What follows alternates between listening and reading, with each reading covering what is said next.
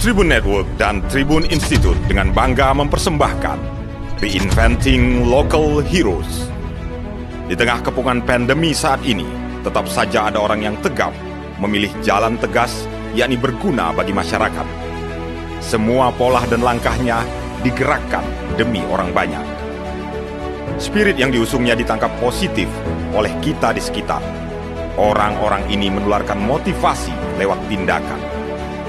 Kepemimpinan ide dan kepeloporan prakteknya membuat mereka pantas disebut local heroes.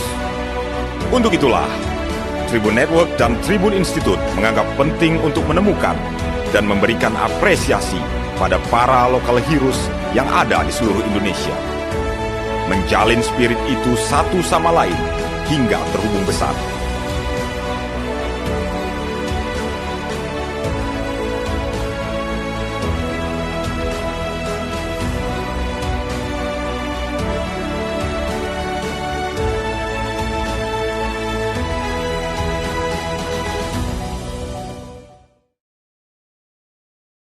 Warahmatullahi wabarakatuh. Selamat malam Tribuners semua di rumah. Kali ini kita Tribun Lampung dan Tribun Network akan menyerahkan piala kepada Local Heroes Indonesia. Provinsi Lampung terpilih menjadi satu dari 21 Local Heroes di Indonesia. Penerima Local Heroes kita ini adalah Bapak Dharma Setiawan. Dia adalah penginisiasi dari Pasar Pelangi di Kabupaten Pringsewu Metro.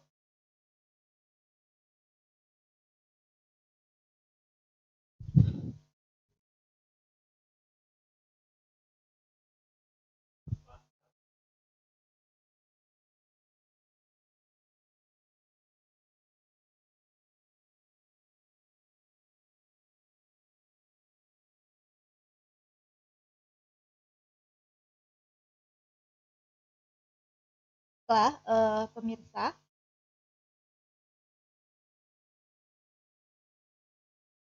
ya, penghargaan untuk Local Heroes Indonesia yang diberikan oleh Tribun Network, yaitu kepada Bapak Dharma Setiawan, penginisiasi yang membentuk Pasar Pelangi Kabupaten Metro, Kota Metro.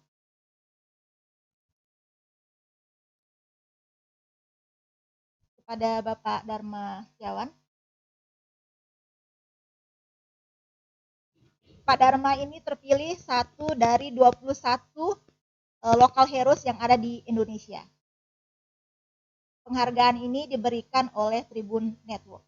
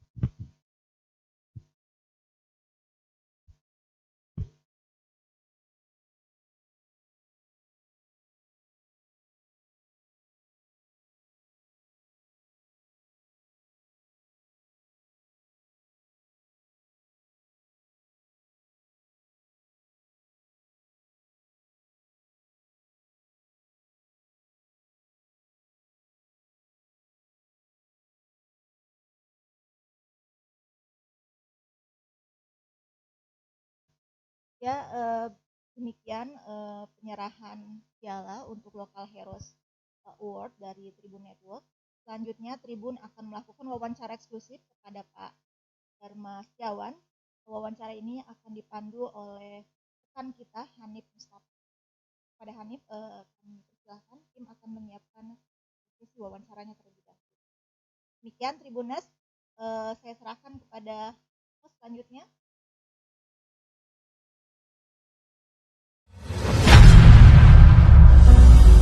Tribun Network dan Tribun Institute dengan bangga mempersembahkan Reinventing Local Heroes.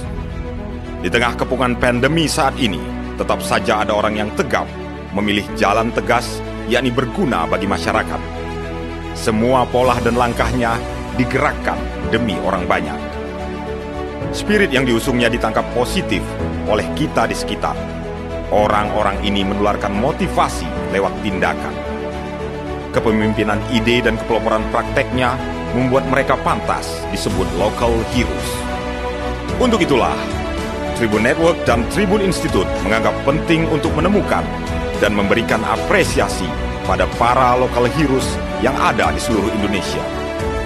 Menjalin spirit itu satu sama lain hingga terhubung besar.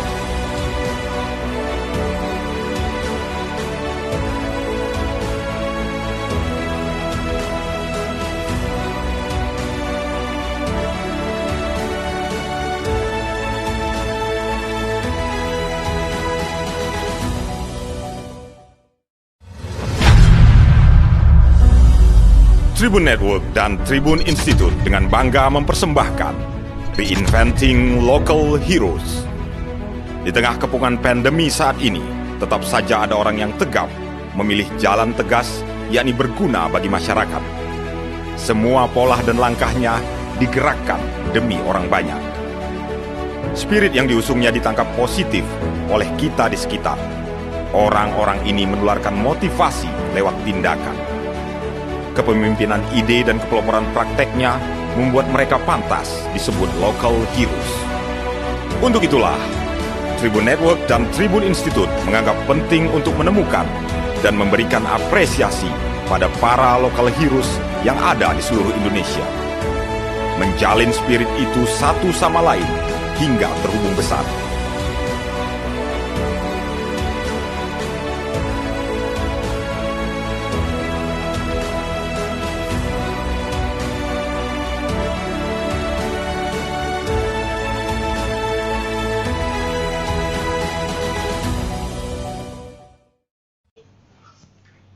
Assalamualaikum warahmatullahi wabarakatuh. Selamat malam. Halo Tribuners, bersama saya Hanif Mustafa.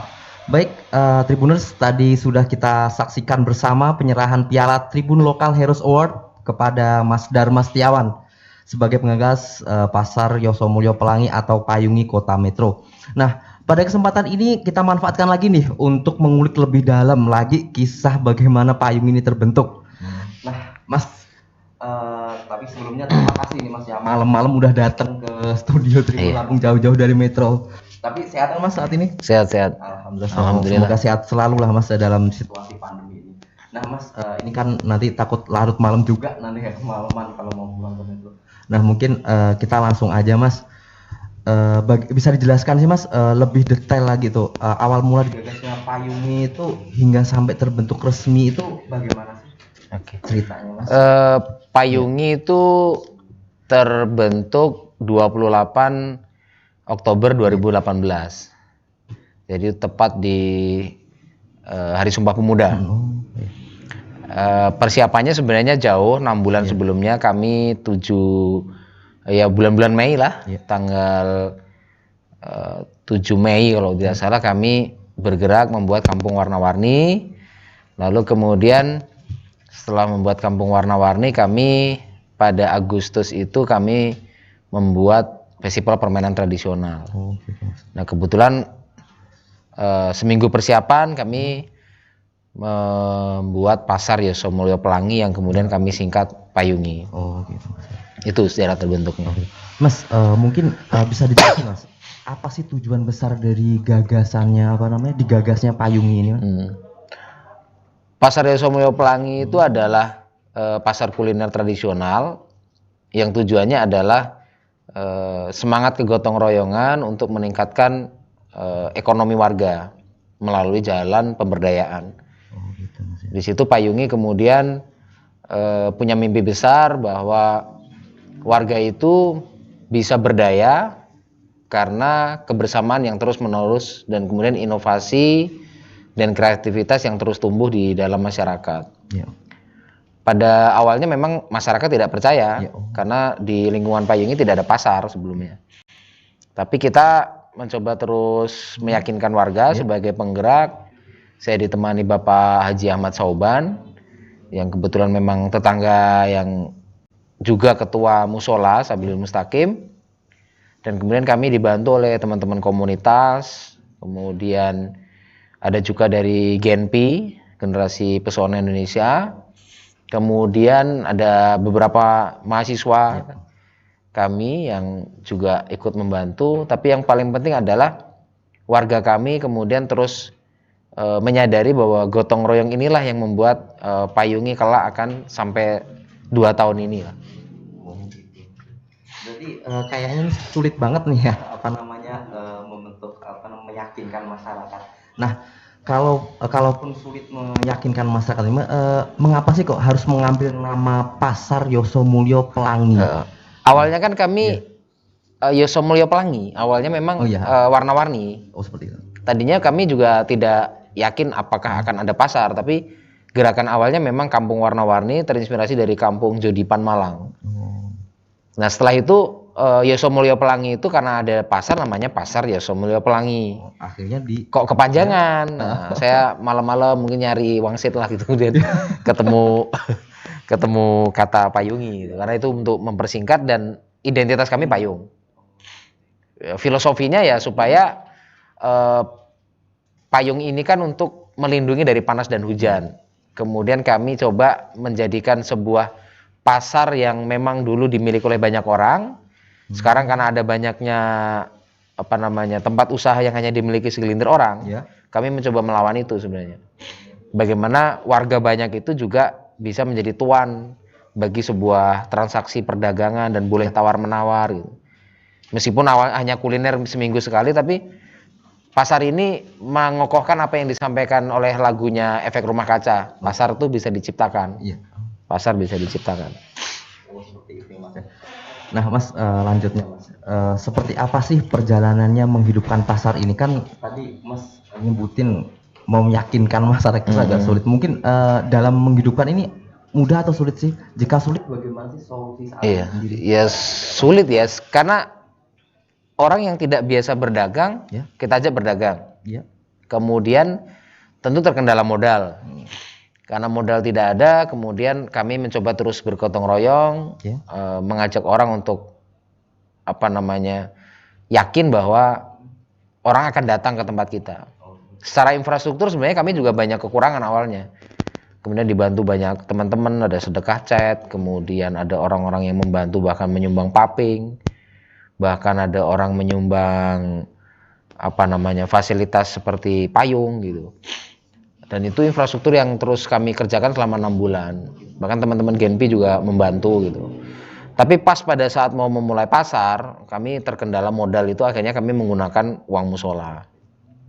Ada uang 15 juta lah di musola itu, dan saya mengajak Pak Soban selaku ketua untuk, Pak, ada duit 15 juta. Terus gimana ya? Itu coba kita pinjamkan ke Mama, siapa tahu Mama juga berani untuk membuka pasar, berani memulai berdagang. Nah, kalau uang itu nggak balik, kata beliau, ya saya dengan Pak Soban nanti balikin. Nggak tahu kenapa beliau juga ya jadi sama-sama kayak orang gila lah, akhirnya mau diajak gitu. Alhamdulillah gelaran pertama kami mendapatkan 16.800.000 omset dari jam 6 sampai jam 11. Kami menyediakan banyak wahana juga, ada flying fox, kemudian ada panahan, ada kampung kelinci, ada menggambar, mewarnai, ada mancing ikan. Kami sekarang ada perpustakaan dan macam-macam lah. Intinya Payungi bukan hanya sekedar kuliner, tapi kemudian kami menyediakan atraksi-atraksi yang menarik gitu. Jadi pasar tapi suasananya kampung. Pasar tapi kampung ya, Mas. Iya. Nah, berarti seberapa antusias nih warga sekitar nih melihat pasar tapi kampung ini, yang ada beberapa pedagang juga yang berjualan di pasar ini. Izin, Mas. 16.800.000 itu omset awal, tapi omset kedua, ketiga, keempat, minggu-minggu selanjutnya itu kami kan terus bergotong royong, mempromosikan terus-menerus melalui media sosial. Ada Facebook diaktifasi, IG, kemudian ada YouTube, pemberitaan kemana-mana, dan kemudian ada selalu tema-tema menarik yang kita buat di awal-awal gelaran. Alhamdulillah naik dari 16 juta ke 17 juta, ke 19 juta, 20, 25, dan sekarang omset Payungi itu stabil di angka 45 sampai 50 juta lah. Minggu kemarin kami dapat 46 juta, minggu yang lalu dapat 48 juta, tapi kisaran kami di gelaran tuh di angka 45 sampai 50 juta per gelaran. Nah, uang ini masuk ke warga-warga. Uang ini masuk ke RT kami, tapi kan karena warga dagang gitu. Oh, seperti itu. Lalu saya dapat apa dengan Pak Soban? Saya juga dagang sama Pak Soban. Saya ngembangin budidaya lebah, saya jualan beras organik, saya sama istri juga ngembangin hal-hal yang sifatnya berbau organik lah. Bahkan ada jualan pupuk organik di situ, merchandise Payungi gitu. Jadi orang kalau mau dapat duit di Payungi ya dagang. Dan kemana uang selama ini? Karena 2 tahun Payungi ada 3,5 miliar uang masuk ke RT kami gitu. Nah sekarang kami bangun musola, ada infak ke pedagang, infak ke musola setelah gelaran. Sebelum dagang, pedagang itu sedekah makanan gitu. Kemudian ada juga uang kas mak-mak yang dikelola mak-mak sendiri untuk memperbaiki pasar, misal beli cat dan sebagainya. Nah, kalau tadi udah ngerasin banyak sekali ke macam-macamnya, ada macam-macam makanan tradisional dan juga organik, terus lain pop dan berbagai macam permainan. Nah mungkin perjalanannya sampai saat ini seperti apa sih operasionalnya Payungi, buka kapan saja dan bagaimana waktu operasionalnya? Iya. Jam berapa sampai jam berapa? Payungi buka dari jam 6 sampai jam 11 siang. Kemudian mama itu setiap malam minggu itu sudah menyiapkan masakan. Sebelum subuh mereka juga sudah bangun. Setelah subuh mereka sudah menggelar, siap-siap menggelar dagangannya, dan jam 6 itu sudah start gitu. Jam 6 pagi semua sudah start. 45 pedagang lebih itu berada di gang-gang sempit itu dengan ornamen payung. Itu hari Minggu aja ya? Hanya hari Minggu aja. Hanya hari Minggu.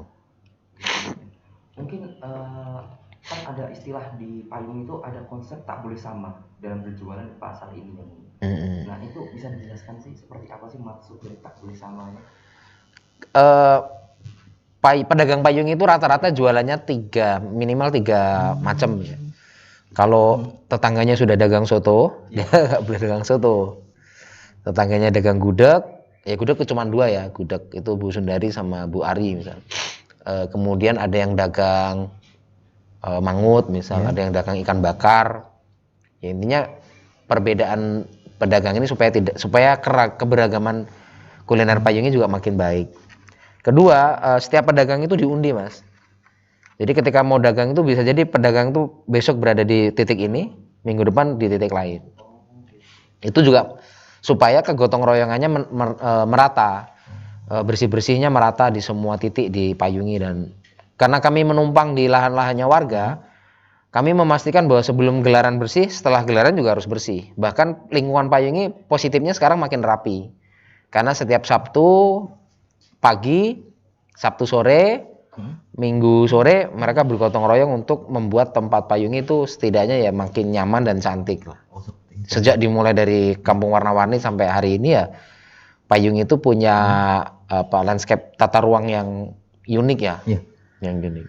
Nah, Mas, kita lanjut lagi nih, kan tadi Mas sebutkan kan omset sekarang tetapnya dari Payungi itu kisaran dari 48 sampai 50. 45 sampai 50-an juta. Nah, kalau konsep pembagian hasil antara pengelola dan pedagang nggak ada. Kami karena pasar ini milik semua orang, maka semua orang levelnya penggerak. Capaian pemberdayaan itu adalah bukan uangnya sebenarnya. Uang itu kami anggap bonus, tapi orang-orang sudah punya tanggung jawab masing-masing. Saya minggu bersihkan lingkungan ini. Saya minggu kan kami bagi tugas juga. Ada yang nanam rumput, ada yang menyiangi tanaman, ya kan, ada yang menyiram bunga, ada yang nyapu lingkungan gitu. Dan setiap malam Kamis kami ada pesantren wirausaha. Jadi ada yang bina ya, saya kadang mengisi, Pak Haji Soban ngisi, kadang kita cari orang dari luar juga mengisi materi itu untuk meningkatkan kualitas dan pelayanan, kualitas makanan dan kualitas pelayanan warga terhadap para pengunjung. Tujuannya kan ke sana. Mas, kan tadi kan juga disebutin ada flying fox Nolan. Jadi kan di pasar ini juga bukan berarti berdagang aja ya, tetapi juga ada sisi hiburannya, bisa untuk foto, terus wahana permainan dan apa namanya permainan. Akhirnya banyak orang datang ke sini. Nah, bisa diceritakan sih bagaimana kok bisa punya ide itu juga selain apa namanya pasar, tapi juga ternyata ada sisi hiburannya juga. Sebelumnya saya udah pernah menggerakkan seperti ini, tapi di tempat wisata beneran. Di tempat wisata namanya Damraman gitu. Dulu kami punya seperti itu, spot selfie, kemudian ada flying fox. Itu kan flying fox Damraman tak bawa ke payung. Tapi karena Damraman itu apa ya, kurang kepengurusannya kurang tertib, dan pemerintah dengan masyarakat itu berbeda pandangan, lalu saya membuat pasar ini di lingkungan saya tinggal. Awalnya pasar ini tuh mau saya buka di Damraman. Gitu maksudnya. Tapi karena saya menimbang SDM-nya, saya akhirnya berpikir bahwa kalau saya menggerakkan sesuatu di lingkungan tempat saya tinggal, saya bangun tidur, mau tidur lagi, saya bisa ngawasin. Ya alhamdulillah tadinya orang nggak percaya bahwa itu akan rame. Setiap minggu ada 2.000 sampai 2.500 orang datang ke RT kami gitu.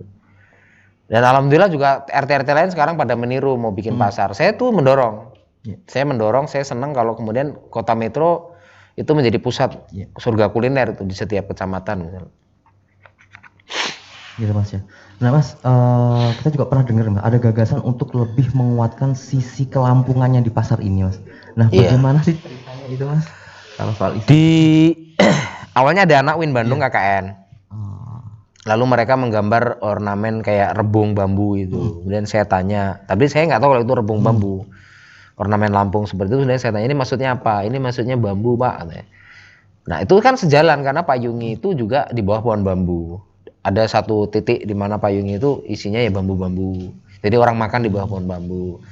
Kemudian secara ornamen, tapis dan sebagainya kami menjual tapis, merchandise yang berbau, yang berkarakter Lampung lah. Dari mulai masker, kemudian ada peci, kemudian ada baju. Terus kemudian ada bahkan kuliner Lampung saya sedang mendorong mahasiswa-mahasiswa saya untuk menjual seperti skubal, engka. Saya sih sebenarnya prihatin ya terhadap kelampungan kita. Sebagai orang Jawa yang lahir di Lampung, saya itu mencintai Lampung secara total lah. Saya ingin melihat bahwa tata niaga kita terhadap lokalitas Lampung itu ditingkatkan, dari persoalan kopi misal, nyeruit misal. Rumah makan Padang itu di mana-mana ada. Dan sambal nyeruit itu menurut saya tidak kalah. Bahkan lebih enak. Kalau menurut saya, lidah saya melihat makanan nyeruit itu enak. Tapi kenapa tata niaga nyeruit itu tidak ada? Tidak ada makanan nyeruit itu ada di provinsi lain misal. Seperti berkembangnya tata niaga rumah makan Padang di tempat lain. Nah, ini juga perlu kita benahi. Kedua, Metro itu sekarang sedang banjir kopi Aceh. Saya selalu kritik, harusnya kopi Lampung. Karena kopi Lampung itu produksi terbesar nomor 2 di Indonesia. 18% produksi kopi di Indonesia ini nomor 2 adalah di Lampung, nomor pertama Sumatera Selatan. Nomor 3 itu kalau nggak salah Bengkulu, nomor 4 Sumatera Utara, kelima itu baru Jatim. Ini pangsa pasar tinggi. Selama ini kopi Lampung hanya melayani industrialisasi kan. Menjadi kapal api, mungkin ya, menjadi white coffee. Ini langsung ngomong gitu kan. Harusnya ini dikelola ini. Dikelola secara baik, dibuat manajemen pemberdayaan kopi, dan kita pengen ada kopi Lampung di sudut-sudut Kota Metro. Kalau toh ada kopi Aceh, harusnya wajib ada kopi Lampung ini. Oh gitu. Jadi PR itu Mas ya saat ini, atau kita mau ngembangin kampung kopi. Oh gitu Mas ya. Udah berjalan atau? Mudah-mudahan sebulan lagi lah ya. Oh gitu. Sebulan lagi kita akan buat kampung kopi. Dan ini mengakomodir kopi dari 15 kabupaten kota, kopi-kopi indie itu, dimana kita kalau ada orang luar, kan ada teman dari Jawa datang ke tempat kami nanya soal kuliner Lampung. Kemudian mungkin selain kuliner Lampung, kita juga akan mengakomodir kopi Lampung sebagai ciri khas. Oh seperti itu Mas ya. Karena kopi Aceh itu kan keren kemana-mana. Kenapa kopi Lampung nggak keren gitu kan? Harusnya kan harus jadi lebih keren di kampungnya sendiri. Iya Mas. Oke Mas, kita lanjut lagi ya. Kemarin kan kita udah melaksanakan pilkada serentak juga. Nah, keterkaitan hal itu dan juga politisi ataupun pengusaha besar, ada sih kan kita juga mendengar Bang, ada upaya juga menjaga independensi pasar ini ya dari motif-motif politik. Mungkin bisa ada upaya intervensi dari Mas dari pemberdayaan itu membuat orang mau berkorban. 2 tahun payungi ini kami mengajak orang-orang untuk mengeluarkan, memberikan tenaga, pikirannya, waktunya, materinya dan semuanya itu untuk membuat pasar ini jadi lebih baik. Pilkada kemarin memberikan pelajaran bagi mama di Payungi ya. Mereka akhirnya kedatangan banyak calon dan memberikan janji. Sialnya mereka juga tergoda juga. Ada yang mendukung ini, mendukung ini, mendukung ini. Pada akhirnya saya memutuskan bebas, tapi tidak boleh calon masang gambar di dalam Payungi gitu. Nah ternyata yang terjadi adalah ada juga mama yang jadi tim sukses gitu. Nah saya sebagai penggerak, saya kira satu yang harus saya pentingkan, masa depan Payung itu lebih panjang daripada persoalan pilkada. Bahkan kemarin saya coba untuk mengkomunikasikan ke semua pihak di pertemuan kami, setiap malam kami saya jelasin bahwa pilkada itu sementara 5 tahunan, tapi Payung itu setiap minggu, dan Payung itu memberikan kesejahteraan yang tidak sedikit bagi emak-emak hari ini. Dan saya melihat perkembangan ekonomi warga juga cukup meningkat, ada yang sudah magar rumahnya, ada yang sudah ngeramik rumahnya gitu. Gudeg misal ya pendapatannya udah 5 jutaan gitu kan. Gedok itu modal 400 untung bisa 800.000 per gelaran, bisa dapat 1.200.000. Saya kira omset yang tidak sedikit uang setiap minggu, artinya setiap bulan Payungnya itu ada 160 juta lebih masuk ke RT kami, dan itu masuk ke kantong-kantong warga, bukan kantong-kantong individu, bukan kantong ke pengelola gitu. Dan itu menjadikan kita pelajaran bahwa politik itu menjadikan kita pragmatis. Karena kan calon ini kan datang hanya sementara. Nih setelah kalah nih, atau setelah ada yang menang, setelah ada yang kalah, mereka juga tidak datang lagi menjanjikan seperti dulu kan. Bahkan saya akhirnya juga berpikir bahwa kalau memang pemerintah calon yang mau ini harusnya bicara pemberdayaan dong. Misal dia membuktikan 5 tahun yang lalu Anda kemana. Oh gitu ya Mas. Atau Anda bikin kampung kreatif lah yang seperti Payungi di RT lain gitu. Saya selalu mengatakan itu ke mereka.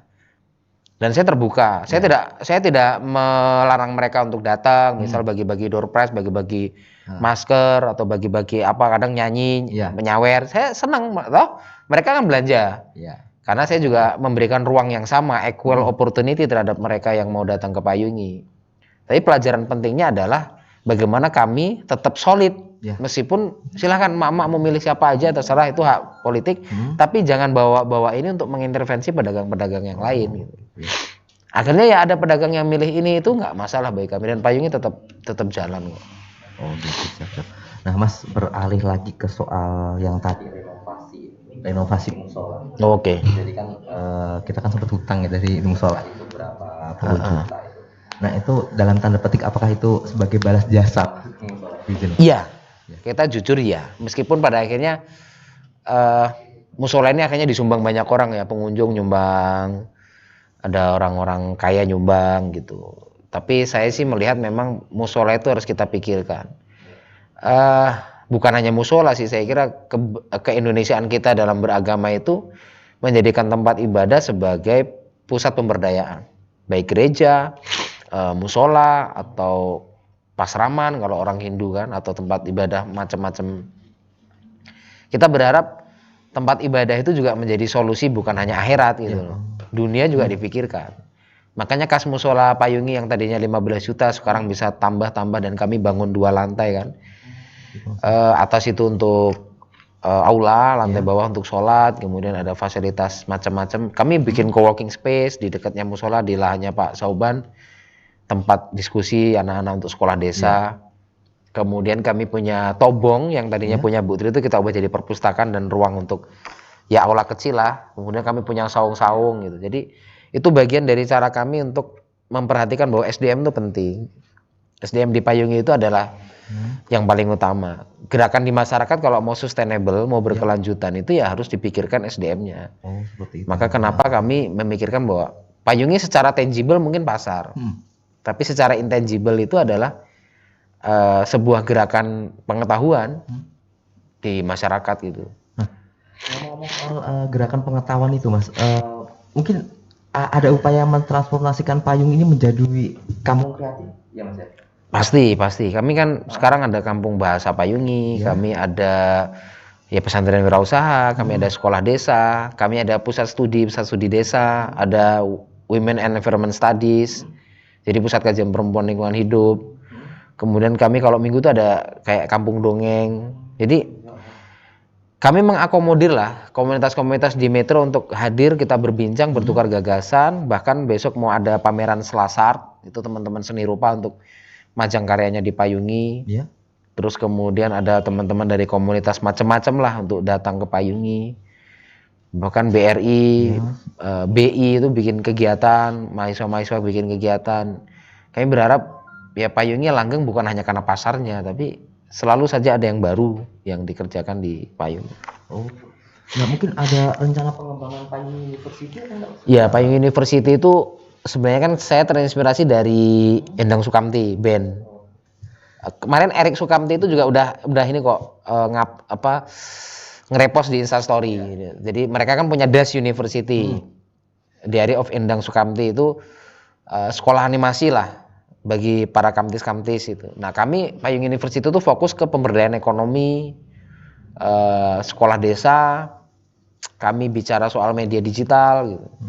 Terus kemudian Payung University itu bisa dianggap ya sekolah tanpa ijazah, tanpa gelar, tanpa SPP. Tapi kalau mahasiswa-mahasiswa bosen dari kampus ingin bergabung bersama kami belajar skill.